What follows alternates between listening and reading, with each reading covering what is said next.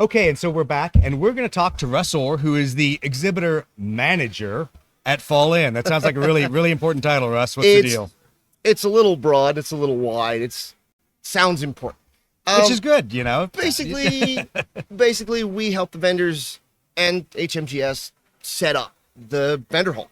And it's a nice setup. I mean, people sometimes forget how big it is because you think of it as, oh, it's just a venue that's filled with vendors. And as we were walking around and walking on the mezzanine yesterday, and you look out across it, it's not a small vendor hall. It's, you know. Each one of our aisles, each one of our main aisles is a 20 by 80 foot aisle. Right. And we have 5 of them. Right. And they all fit comfortably yes in the hall. So it is a deceptively large space, which we appreciate. I mean, they've done a nice job renovating it over the last couple of years. They have. It's really, you know, I laugh when you think about a quote vendor hall and you think of, you know, this kind of background. Well, and all of a sudden now we got wood paneling and large glass windows and we're so it's very bougie, you know. Yes, we're so you know, dapper because this is this is the hotel's, this is the Wyndham's multi-use space. Right. You know, we use it for a weekend of gaming.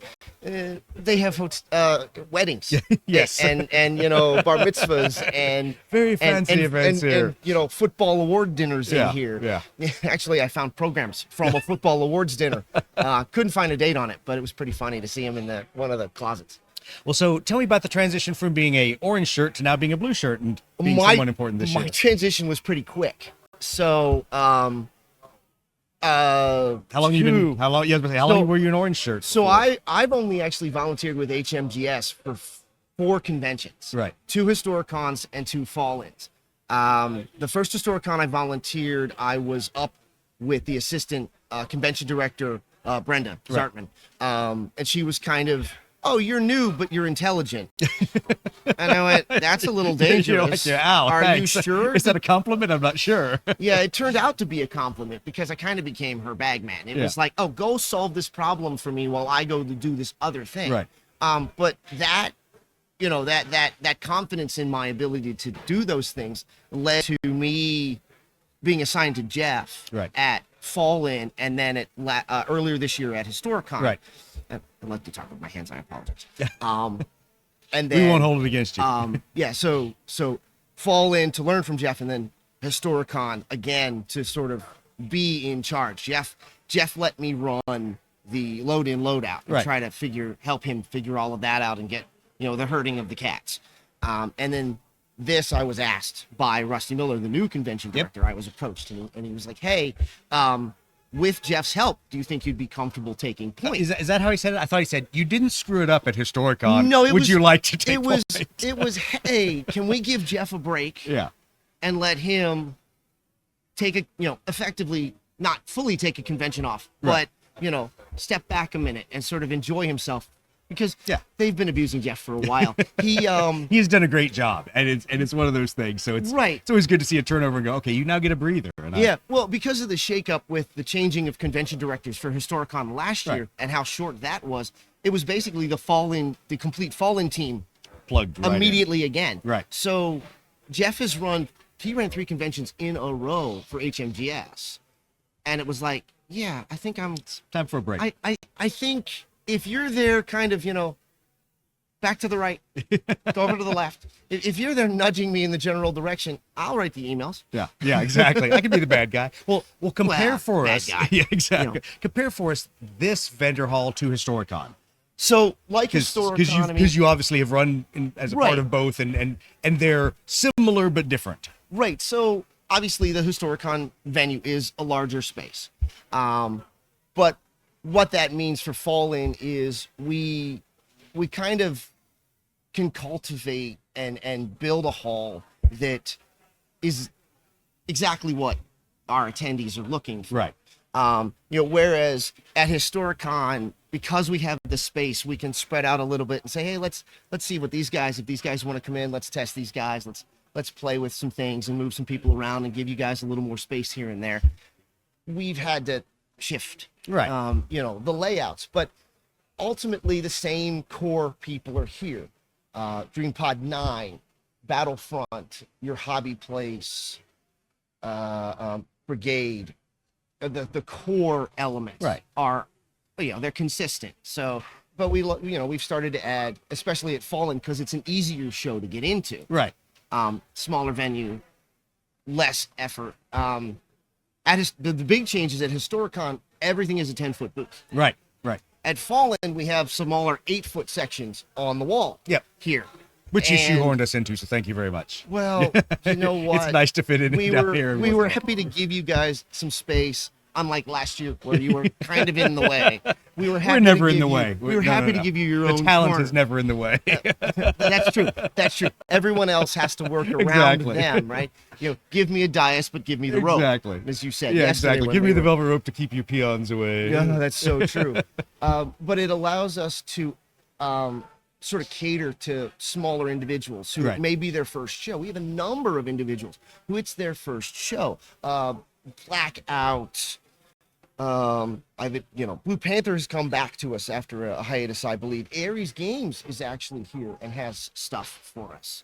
Yeah. So that's great. He didn't have product at Historicon, but he has product at Fallen this year, and he's planning on coming even bigger and better. Well, that's to good Historicon. because we see new vendors and new individuals out there, and it's always good to be able to see some fresh blood stuck into the whole process. Because if you get cynical like we do at times, and we go through Historicon and we say, "Oh, look, it's the same people selling Yes. the same Oh, miniatures. good Oh, look, morning. all the How miniatures I are- can't afford." How are you? Oh, I already have all of Yeah, that. exactly. It is nice to see new faces. Right. And it's the only way to grow. Yeah, Is yeah. new faces. I mean, Well, and some of your smaller vendors may become your more and they become fixed vendors. We've had for- a few that have done that. I mean, Ron with Diabolical, Ron Weaver with Diabolical, he was he and Evil Bob split 3 booths Right. last year. This year they're each in their own 16-foot sections. They needed the space to spread Right. out a little bit.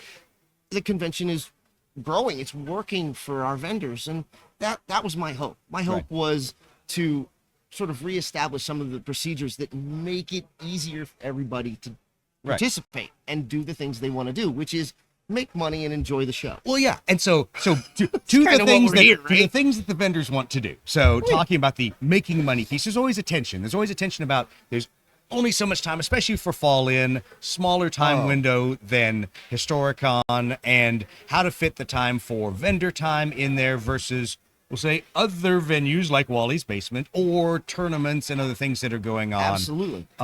That's obviously a scheduling challenge for you. That's It can your be. problem. Part of that is definitely my problem, and obviously, as with Jeff's guidance, we have suggestions that we submit to the rest of the staff. Right. The hall is actually only open for sales. The vendor hall's open for sales for like 18 hours. Right. which It's is actually a much it's smaller incredible. window. It is. It's Yeah. incredible how small it is. It's like, really? And it's like 6 hours. What? Yeah. Yeah, it is a much narrower window than the 'Cause it is. larger time of It Historicon. was where- 6 hours yesterday. It's 9 hours today from 9 to 6 on Right. Saturday, and then only 3 hours on Sunday. Right. Yeah. 9 yeah, to Sunday's 12. a quick little run in and grab everything you can. And, 9 to and 12. run out make, the door. make a deal so that he doesn't have to put it in his Exactly. pickup truck. Exactly. That yeah. highly suggest. Also, Sunday, it's free. We're Yeah. not checking badges. We don't. Right. By all means, come in, explore the show, Right. and see what it is to see if you want to invest in the full weekend next year. Okay, well, so let's also talk about that a little bit because there's been a lot of changes this year. So I know there were a number of people that said, I don't know if I want to travel. I don't know if I want to commit to the whole show. I don't know how it's going to go. At which I laugh because it's the same venue and the same vendors and the same people playing games, but we only Yeah. changed how we're ticketing. So tabletop events, which and don't worry, I'm going to beat Rusty up about that. So he gets to defend that to the camera. well, I here. mean, I can defend it very quickly. It was from my point of view. The vendors in the vendor hall, we did not transition to tabletop events Right. for the vendor registration Yep. this year. But I'm looking forward to testing it out because on the back end, from what I saw with registration, on the back end, there's a bit of paperwork and there's a bit of work and Sure. things like that. But once it gets to the show, it's like, It's good morning, straightforward. sir. What's Yeah. your name? What's your name? Here's Like, your here's your badge. badge. And yeah. I already have you. You already exist. Yeah. You don't necessarily, unless you want hard copy, you don't need a copy of a program book. Well, and there's You don't need it. pros and cons to everything. I'm a huge tabletop events fan, and, Oh, and as Rusty and I were talking about, I was happy they were going to do the transition.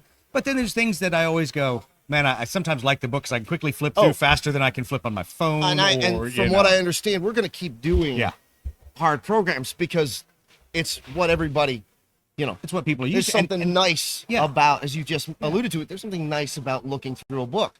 But those individuals who are a little more savvy, technologically savvy, younger generation, the group we're trying to involve, because it's the only way you survive and grow, is start them and bring them in. They like the idea of, oh, look, It's on my phone. I can find it quickly. I can log in with my email address. I can can't find search it quickly. that. It's I tough. can type in MIG and it brings up anything that involves MIGs in there. I can type Absolutely. in Blood and Plunder, and every Blood and Plunder event Every shows up. game, Or whatever you want to do. I can type a game system. I can type a GM. So if there's someone specific that I know runs really cool games, I can go, oh, what are they doing this year, and search by their name.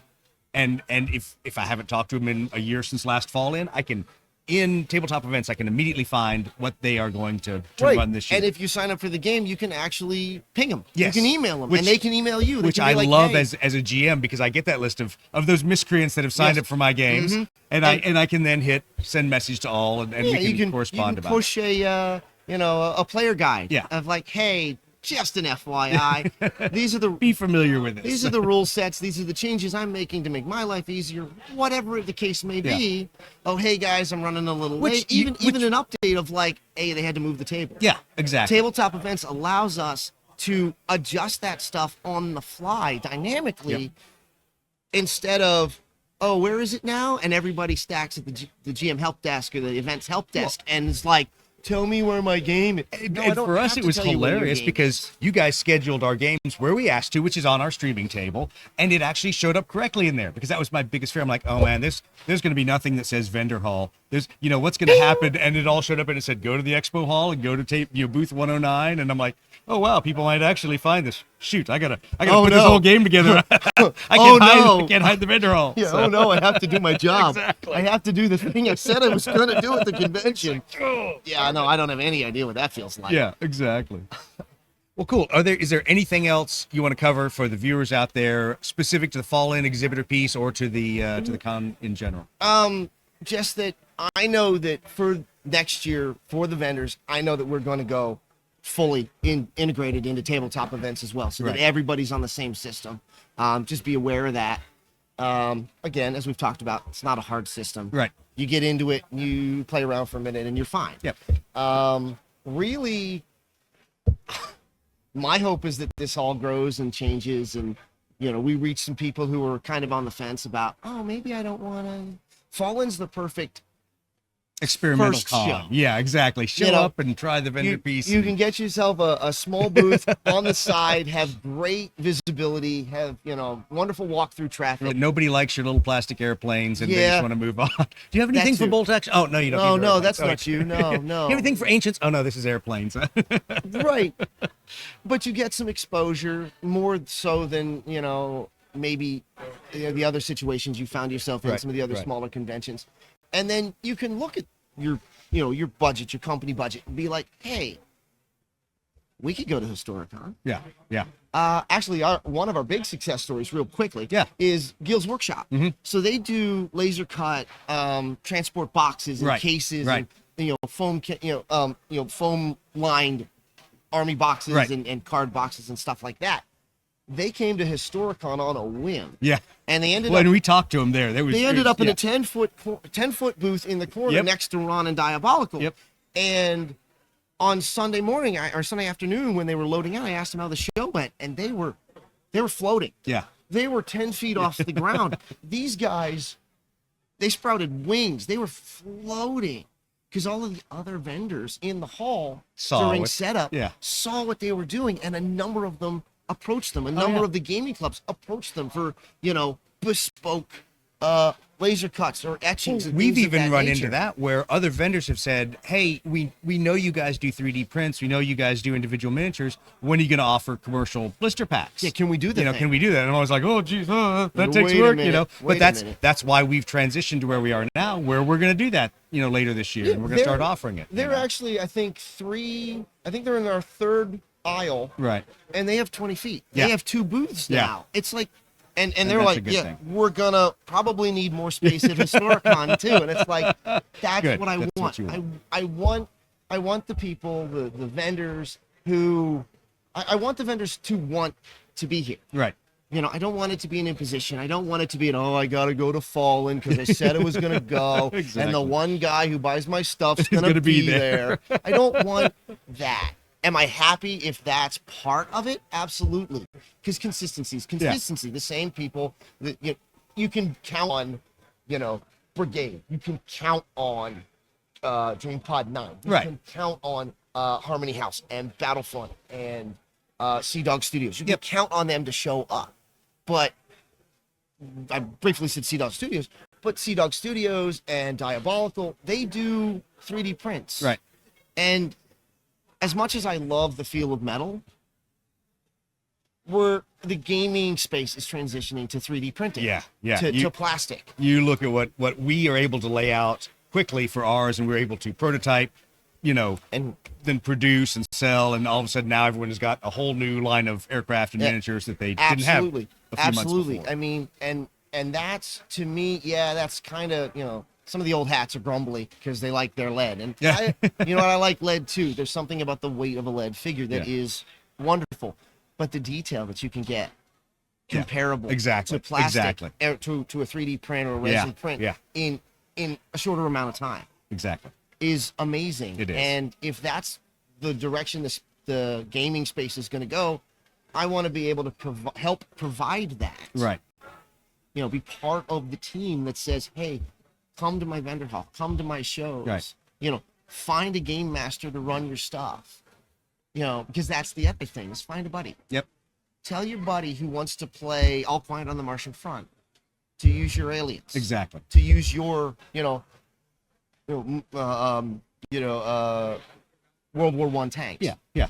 And tell people. Well, and that's Go the back funny and thing. forth. We find that with the guys that play Blood Red Skies, or even use some of our miniatures for other games, is that it's funny because I don't realize it until I look at the photos and go, hey, wait a minute, that's one of our 3D prints, and one then of ours, then people go, where do I get that open canopy Dauntless that I can't find in 1/200 scale? And things like that. So, Right.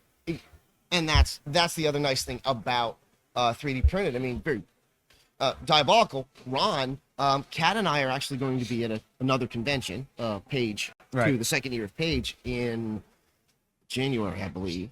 Beginning of February, January. I think it's January. It's January.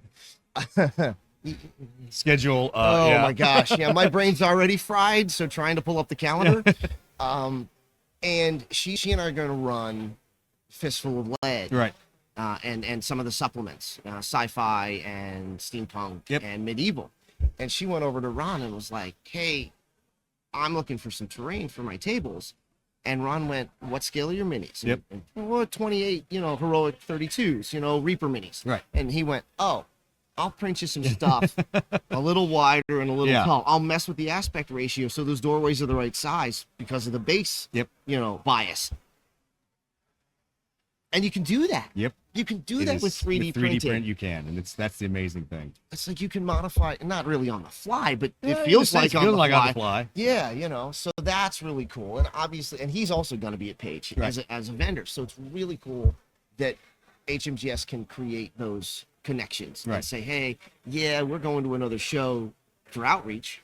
Yep. But also, our vendors, our vendors are exactly. cross-pollinating too. Yeah, that everyone's keeping us, And I want that. There are a number of people, things I've heard from, individuals, attendees and whatnot, where it's like, well, why do you go to these other shows? Yeah. Well, because it's community. Why wouldn't you? Why don't you go to these other shows? Exactly. This one's closer to you. As I say, did the girl in the fuzzy blue elf ears, did she scare you off? but Yeah, it's true. right, It's right. it's just Did- it's did not the- your group. It's not whatever. Right, And you yeah. you realize all of a sudden that as the historical gamer, you might be on the outside, Yeah. but that's fine. That's fine. Go Yeah. go and experience. You're and see. only on the outside for as long as it takes for you to be part of the next thing that group gets into. Yeah. Yeah. And for us, we've realized that your typical D&D is I have this elf. Yeah. You know, I am this wizard. I am this warrior. I am this dwarven fighter. And we can show them something like Frostgrave, Yeah. Yep. which is a war band. Isn't that a D&D adventuring Exactly. party? if you're weird. the DM, you have all of the figures you need Yeah. to make all of your players war bands and play Frostgrave. You don't, especially at the bottom. You don't have to buy anything. You can if you want to, but if you're a DM or you know a DM, you have the have table. everything you You need. have everything you need. That gateway. Yeah. I'm not that classic old school games workshop brain Right. of buy the starter box, Yeah. this box, the paint, Yeah, the spray paint, that's buy not at all everything how- right now. Yeah. Give me $500. Thank you. I never want to see you again. That was the mentality back in the early 2000s, Yeah. the game workshop mentality. Yeah. It's changed. Right. It's changed. At least I would like to see it change to a more welcoming. Oh, it's not painted? Well, we paint on Thursdays at the local game store. Yeah. Where are you? Yeah. That's the great thing that we have with High Ground Hobbies is that, like we have a Monday game night, but they also have a Wednesday paint night. There's a lot of people that are playing tournaments on Friday or Saturday. Absolutely. So there's a sequence to get people into the community, see the game, buy the army, paint the army, and it's not you must do everything before you show up the first time and play. And it's and obviously in historicals, in as I call it, the historical part of 40K, aka heresy. Yes, absolutely. Some people Yeah. are very they have beautiful armies and they're very hard over on painted armies on the table. But my point has always been get people in the door and get them in the game. please, and then, let's play. Then Let's- we'll mentor them how to paint. Let's play Yeah. first, right? We started a BattleTech Right. group at 7th Dimension Games. My girlfriend Kat and I started. Who's doing the social media? I'm gonna Yes. I'm gonna shout that Kat. out. Kat, Kat's- we know Kat. Cat's rocking. Cat and Stephanie. She's doing a great job. Yeah, Cat I and have her team I are have to tease her rocking. because the 47 image photo dump late last night. I was laughing because all the running welcome. articles. You're and then welcome. I'm like, and I look at it and I go, it goes like 3 images plus 44. I'm like, no, Kat, I'm not looking at your Yes, photo yes. dump. I'll get to that tomorrow. This is what we did yesterday. Blah. So thank her for that. But it was I so will. funny. I will. So we started a BattleTech Yep. group. We play on Sundays, but our paint night's Thursdays. Yep. And so it was, hey, what is this thing? Because we don't choose to paint or to play with just painted stuff, but as you paint it, you want to put it on the table. Right. It's like you're invested in it, right? Like Right. you're a plastic mech. Like, get shot, he gets shot. But if When your painted mech gets Colonel shot. Sanders dies, we have a problem, right? Oh, yeah. There's this Oh, yeah. beautiful, white paint job with a red rooster, head and fin on his head because he's in a centurion, so he's got the rooster, tail on the top of his head, and he dies. You're invested. Oh yeah. But Well, Brad at Cast Ice always talks about that. The nicer you paint your figure, the more likely it's going to get the more killed likely turn it's one. dead, It's and, just, and the more you feel it. Yeah. You're like, oh Yeah. no. So we would say to everybody, hey, BattleTech, how are you? Borrow our stuff, learn to play, hang out with us. After an hour or so of playing with us at the tail end of the day, 2 hours, whatever, Yeah. they'd walk over to the wall, to the sales wall, Mhm. and they'd the starter Yep. box. Yep. We actually started tailoring our forces to the boxes on the wall. Yeah, exactly. This lance right here You could is use that that one. box. Yeah. Play with this lance and see if you like the game. Yeah. And then it's like, well, they're not painted. It's like, we do that on Thursday. Yeah, exactly. What's your Thursday afternoon Exactly. look like? Welcome to the addiction. Belly Now up to the bar. How are we tonight? We could do that. Yeah. And then Well, that's why we like 2 weeks being later, they across come in. from your hobby place is we can play Blood Red Skies and we don't bring merch because we're not really here as a vendor, but people are like, where do I get the game? I'm like, those Right people there. over there are pretty happy to. They're happy to make a sale. and that's part of it. I want to be able to have a GM with a business card that Yeah. says terrain provided by, Yeah. painted by. even if it's your own stuff, if there's any part of the process of running a game that you outsource, yeah, please and that's tell us. That's a Tell huge us, thing. 'cause we want to know. I think the transition to tabletop events will help because being able to link and put more things in the description. I know we do it all the time, where I give shout outs to Trevor and Matt, who've both done beautiful jobs. I painted the ugly ass MIGs over there that are silver and blue, and that's it. With some decals thrown on. Look, they can stay ugly. They don't live very long. They don't live very long. but the beautiful Navy and Air Force aircraft, those guys did, and they're happy to do commissions. So I always give them shout outs. Yeah, I'll have to come over and You take know a look you want at to. it. You want to I play. do. Yeah. Well, I definitely want to learn how to play. That's one of the reasons I like the fact that Ares is back. Is Yeah. I'm a fan of Wings of Glory. Yep. Yeah, I played it for the first time yesterday. I've seen it played. I've watched it. I've been like, okay, I'll get around to it. The mechanic And is it's clean, It's just isn't fun. it? It's just fun because it's so straightforward, and it's the good and the bad part is it is card deck based, so that people sometimes get, I don't want to say frustrated, but they're like, I hate being just restricted to these maneuvers. But that's fine. Once you understand the mechanics, it's cool. It's a gateway drug. It is. The first hit's free. Yeah. I'll teach you how to use a tape measure tomorrow. Yeah, exactly. We're gonna learn how to lay We're our. gonna do a basic. We're gonna learn how to move our vehicles, our mechs, our tanks, whatever. Well, we're gonna learn how to move our stuff first. Yeah. Then I'll teach you the dynamic tape measure. Yeah, exactly. Well, I know you've got stuff you got to get back Yeah, to because I do. But it was great talking The to you. cats are loose in the vendor They hall, are. We're so open and we're walking around. Awesome. Again, we're here till 6 o'clock tonight. Yep. Longer hours tonight. We started letting everybody in at 9. But Doug, it was great talking to all you. right. It's good to see you, Russ. Thanks for everything. Thank you. Try to stay out of trouble this time. Absolutely not. It's not my job.